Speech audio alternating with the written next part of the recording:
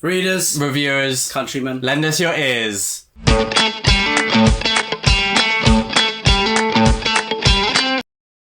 And a huge thank you to all of our Patreons. Thank you to the Pit Fighters, the First Swords, and all of the Bright Stars, Truth and Courage. Hello and welcome to the channel today. I'm Will, this is my brother Ed, and today we're talking about our February wrap-up. A little bit late as we're past the first week in March now, but we're back, and yeah, you had a very good reading month in February. I had some good quality, but not as much, but we'll get onto that. So Ed, do you want to kick off with some of the books that you've read in February? Yeah, so the first one that I read was the read-along on Discord, which was The Sun by Philipp Meyer. I've been raving about this book for probably about 47 years by now. Yep. And I'm really glad that other people trusted me and chose to pick it up as well. It seems that the general consensus was that this book is considered an excellent book. Even if people aren't really mega keen on the Western genre. It doesn't really read like a Western. It reads more maybe like the Greenbone Saga, really, because it's about an intergenerational story of a family, which is really, really cool. It's the story of Texas, and you have three characters here, and you follow their journeys. One of them is abducted by the Comanche, and they're indoctrinated into their band. Another one is a descendant of the first character, and it is about the Mexican and Texan raiding wars, the cattle wars. And then the last perspective, still in the same family, is about the oil boom and how that reflected through the 20th and the 21st century. Philipp Meyer is an amazing writer, and I'd recommend that everyone gives this a go if you are interested in masterpieces. Very nice, Ed.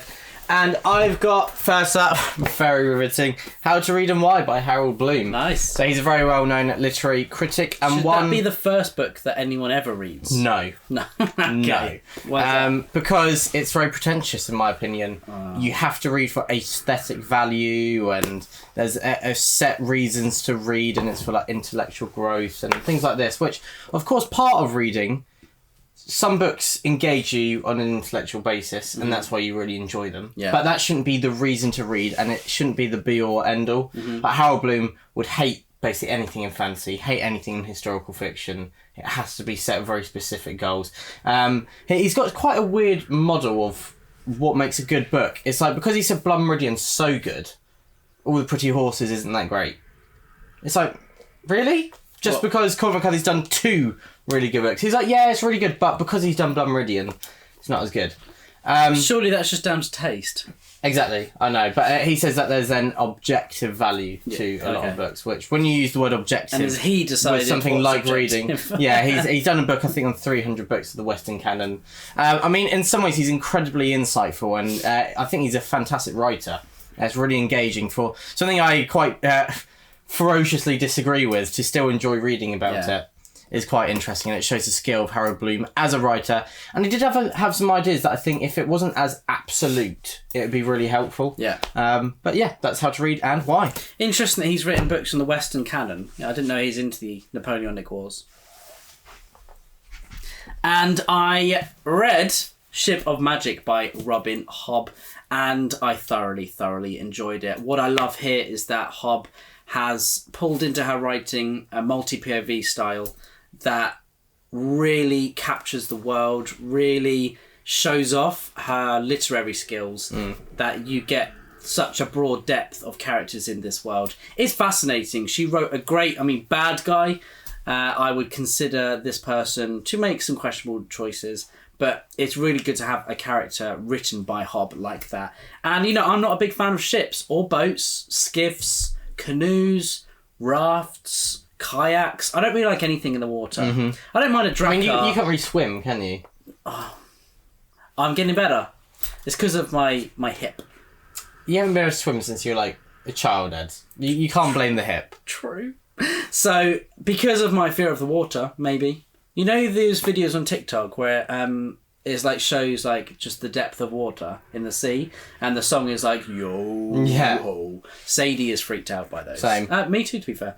But even though I don't like ships, this had me thinking of canoes and ships and dracars and nars and the whole lot. So it was great. I love Robin Hobb's writing, and I'm glad to be the first Gwynne to have read book one of the live ships. I like how humble you are, Ed.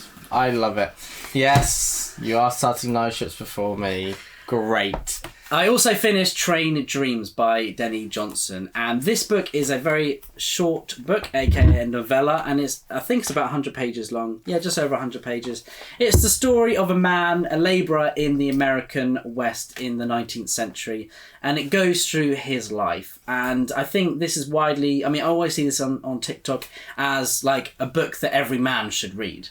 I don't know why. I couldn't quite sum it up, but it does tell the story of a man's life, and I enjoyed it. I didn't think it was amazing. It didn't feel groundbreaking. I thought the writing was very nice. There were a couple of passages that were very evocative. It's a little bit like Ken Liu's The Paper Menagerie. There are some stories there that brought a tear to my eye, and there's some that I didn't enjoy. Same with this book, really, even though it's not short stories. Yeah, I enjoyed it for the most part, and it was a very quick read. I think if it was a whole book of this, then I probably wouldn't enjoy it so much. I wasn't really captured with it, but as I said, there were some very evocative passages that did make me feel a bit misty-eyed. So worth reading for that, because I read to feel things, so it definitely made me feel something.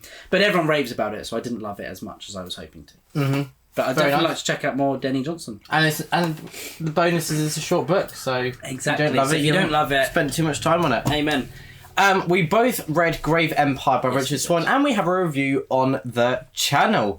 And so this is a new release by Richard Swan, book one of a new series. It's multi-POV, it is mystery, horror, and fantasy all rolled into one lovely book. Although lovely is maybe not a word to use with a lot of the terrible things that are going on. Yeah. But it's one of the few books that I felt a bit of fear whilst reading. I felt the suspense, I felt the tension. I really enjoyed the breadcrumbs of the mysteries that are pieced together with the different POVs, and I enjoyed the range of characters. But if you want to see our full review, you can check my full thoughts there. Yeah, and if anyone's wondering, William is wearing some wonderful merchandise of Papa Gwynne's books and a necklace that is available. We did launch the merch at the end of February, didn't we? And so if you want any of Papa Gwynne's, well, we've done it, but for Papa Gwynne's books, for The Faith and the Fallen, of Blood and Bone, the Swan Saga, we've got Truth and Courage, we've got some of Orca. Who doesn't love Orca? Yeah, and there should be products beneath the video, so go check them out. But yeah, and please do share with us if you do get any. Mm-hmm, absolutely. Grave Empire, I think Harold Bloom would have enjoyed it, probably because there are a few 20-pounders in that. I really, really enjoyed Grave Empire because it had this distinct taste of horror, this element of horror that was seeded throughout, and I really, really enjoyed the world building, the American frontier style of the world as well, in which the characters were floundering for the most part. They were. And I think Richard Swan did a great job. But yeah, check out our review up there. Yeah, he does do a great job of a character having no idea what they're doing, kind of bumbling through. Yes, I love the character who bumbles through things. Yeah, a bumbling character. And another one that I read was Wuthering Heights by Emily Bronte. I definitely want to read more classics this year. And I'm going to be tackling The Count of Monte Cristo later in the year. But because that is about 15 books in one, I thought I'd try a couple of smaller classics before. And Wuthering Heights did not disappoint. I thought Emily Bronte was a fantastic writer. She captures this romance that is a tragedy and a comedy at times perfectly through these characters. The character voices were brilliant, and I really, really enjoyed some of the monologues that the characters go on. It is sometimes quite flowery. It's that Victorian prose, isn't it, and that Victorian style of speech. But I absolutely loved it, and yeah, I really enjoyed Wuthering Heights. That's nice. It really. It's a good book, and I'm definitely keen to read more by the Bronte sisters. Be interesting to see what you pick up next then. Do you want to talk about another book? I can talk about another book. I finished the Greenbone Saga by Fonda, and Jade Legacy was my favourite of the trilogy. It was your Patreon read of the month. This was my Patreon pick of the month. Yes, it was. And it was absolutely superb. I've got to say that all of the character arcs were wrapped up really satisfyingly. I've seen a lot of people weren't too keen on the ending, but I thought the ending really fitted the story. This book spans over a number of years for this family, and some of it's about a crisis of identity, sometimes it's about that found family being lost at times, and other things are about people trying to leave a life behind, which, can you ever leave your old life behind? That is a big question. It's a big question. And Fonda Lee tries to answer it in the pages of Jade Legacy. But I thought this was a fantastic ending to a great trilogy. And I'm, again, very, very keen to see what Fonda Lee does next. I fondly look forward to hearing your thoughts, Ed. Next up, I've got Gardens of the Moon by Stephen Erikson, book 1 of the Malazan. Woo! A titan of fantasy, of literature overall, tackled in the month of February. And we will have a review on the channel very soon talking about our thoughts on this book. So I'll give a quick overview. And in that, we'll answer if we'll be carrying on with the series. Who knows? But Gardens of the Moon, I thought it defied my expectations in some ways, that it wasn't as complicated as I thought. And I saw Talking Story was agreeing that maybe we're being lulled into a false sense of security. And then later on the books, you do need those podcasts, those wiki pages to help you out. But for Gardens of the Moon, it felt like what I didn't know, I didn't need to know. It wasn't like I was lost and I didn't understand what was going on. Yeah. It felt like you don't need to know everything. And I enjoy that in a book because you never know what's going on in the world, really. No. You don't know what's going on in everyone else's lives. You don't know the answers to all the mysteries. And that was really mapped out into Gardens of the Moon. It felt epic. Good cast of characters. I'd say there wasn't any incredible character who I absolutely love. There's some that stand out that I'd love to see more from. Ray. Like I say, he's a standout I'd love to see more from, but I wouldn't say I love his character yet. But Gardens of the Moon it was great. I really enjoyed it. Yeah, and check out, again, our review. Lots of reviews on the channel. It's kind of like we're a book reviewing channel. It almost is, but we said about a month ago we'd like to actually do more book reviews. Yeah. So here we are. Grave Empire, Gardens of the Moon. What next? That's it for the year, surely. Maybe. And the next one for me was I went through another Dune phase, and we were talking on the Discord, and our friend Dan, he mentioned a particular scene in Dune, and I thought, I'm going to reread this. And this is Will's lovely folio edition. Thank you for letting me hold it, Will. Very kind of you. It is a fantastic book. The first time I read it, I didn't quite see what all the fuss was about. It was a bit too spicy for my taste.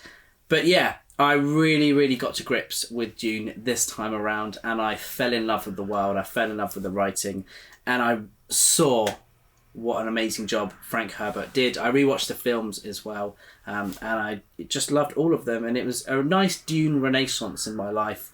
And I just definitely connected to the story more on an emotional level and more on an awe-inspired level as well, because it really is an incredible world, or galaxy that Frank Herbert created here, and the cultures that he draws upon and the sociology really of the worlds is fascinating. So yeah, I loved my experience with Dune, and it was good to dive back into the world of the Atreides and the Harkonnens. Very nice, Ed.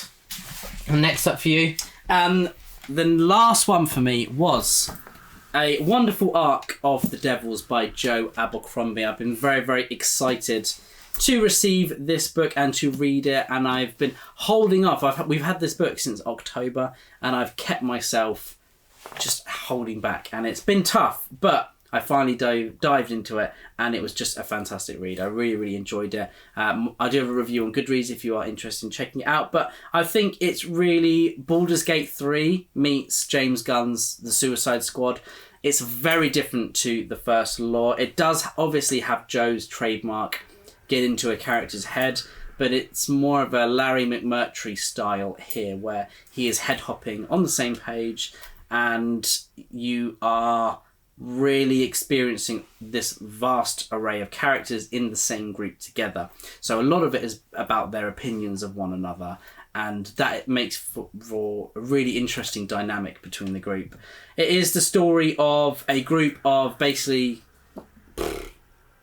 marauders, bad people, devils, aka escorting a young girl to arrive to Troy so she can take her place on the Serpent Throne. And yeah, we'll have a proper review of it coming out very soon. But I enjoyed it. I very much enjoyed it. Yeah, I'll be reading it before it's released, and we'll get a review. More book reviews. Maybe that'll be the next one. Yeah. And then the last one for me is The Gate of the Feral Gods by Matt Dinniman, book 4 of the Dungeon Crawler Carl series. I think this is the first time I've read one of them before you. You have overtaken me. So, Get the Feral Gods, there's some great things that happened. As always, I love the carnage, I love the chaos. Cole and Princess Donut as the centre, they just never become tiresome. There's always more to gain from them, more humour, and the sentimentality is growing as well as their bonds deepen and you're feeling kind of the tension rise as they are getting deeper into the dungeons.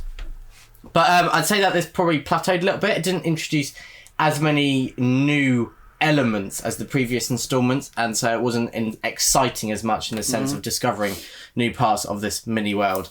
But I'm still really looking forward to the next book. So yeah, I'm gonna need to try and catch up with you. And they are just binge worthy. I mean, the way it's written, the pacing is just done really, really well. Yeah, absolutely. Matt Dinniman is an MVP for last year, 100%. What was your book of the month?